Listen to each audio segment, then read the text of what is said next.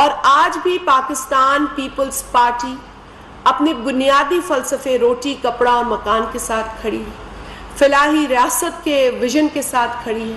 اور آج بھی پاکستان پیپلز پارٹی کے چیئرمین جناب بلاول بھٹو زرداری صاحب کی یہی کمٹمنٹ ہے۔ وہ کسی ایک شخص اور جماعت سے نہیں لڑ رہے، وہ اس ملک میں غربت، مہنگائی اور بے روزگاری سے لڑ رہے ہیں،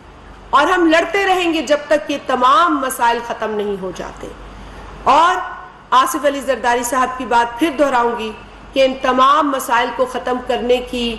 جو ترکیب ہے وہ ہم سب کے پاس ہے۔ لہٰذا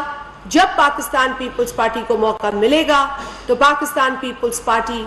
اپنے ان 3 بنیادی جو ایشوز ہیں اس ملک کو فیس کر رہے ہیں، اس ملک کے لوگوں کو فیس کر رہے ہیں، ان پر اسی طرح کام کرے گی جس طرح جب حکومت میں آئی ہے اور محنت سے کام کیا۔ ہم یہ کام جاری رکھیں گے جب تک کہ ہر شخص کو ریلیف نہ مل جائے اس ملک کے اندر۔